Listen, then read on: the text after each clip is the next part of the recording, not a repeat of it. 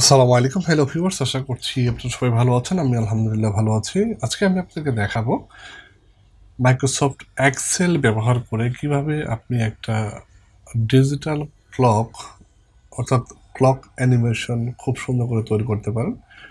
সেই প্রসেসটা খুব সহজে আপনাদেরকে দেখানোর চেষ্টা করব। তো চলো তাহলে শুরু করে দিই আজকে টিউটোরিয়াল। আপনি প্রথমে যেটা করবেন, আপনি এক্সেল অন করে নেবেন। এটা যে কোনো ভার্সন হতে পারে। আমি মাইক্রোসফট এক্সেল অন করছি।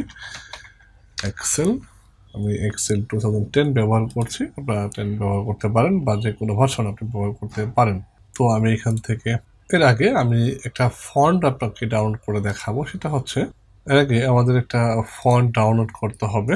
সেটা হলো ডিজিটাল ক্লক ফন্ট, দেখতে পাচ্ছেন। তো প্রথম লিঙ্কটাই আমরা যদি যাই, এখানে অনেকগুলো ডিজিটাল ফন্ট রয়েছে। আপনি চাইলে পরে আপনার মতো করে ডাউনলোড করে নিতে পারেন। আমি জাস্ট এটা ডাউনলোড করে নিচ্ছি প্রথমটাই।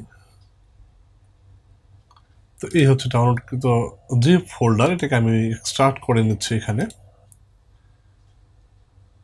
দেন আমার এখানে ঠিক চলে আসবে এগুলো 4টা ফন্ট। আমি রাইট বাটন ক্লিক করলাম, সিলেক্ট করে দেন ইনস্টল।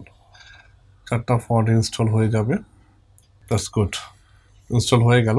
তো এখানে এসে আপনি আপনার মতো করে একটা সেল বা রো নিতে পারেন। একটু বড় করে নেবেন, যত বড় আপনি ব্লকটা বানাতে চাচ্ছেন।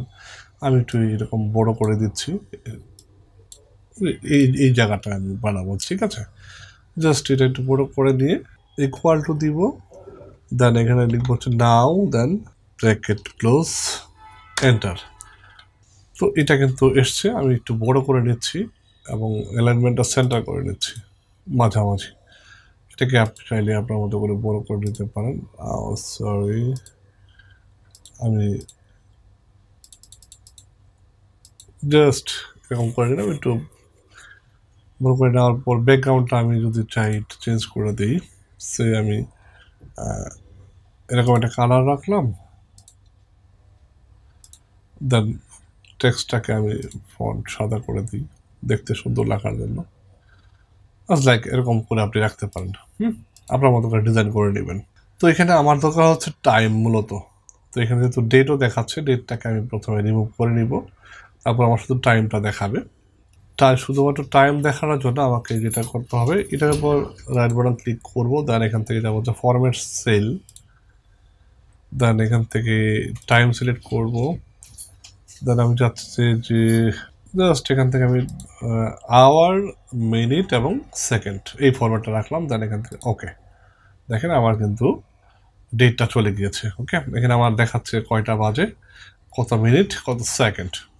তো এটাকে আর একটু বড় করে নিই, তাহলে তো দেখতে সুন্দর লাগবে হয়তো বা।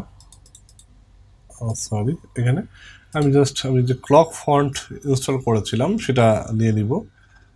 ক্লক ফন্টস, ডিজিটাল ক্লক, এই, ঠিক আছে। দেখছেন এখন কিন্তু একটু প্রফেশনাল মনে হচ্ছে। এটা কালার আর একটু চেঞ্জ করে দিই। আমি চাইলাম যে প্রফেশনাল যাতে হয়। দ্যাটস গুড, দেখতে কিন্তু ভালো লাগছে এখন।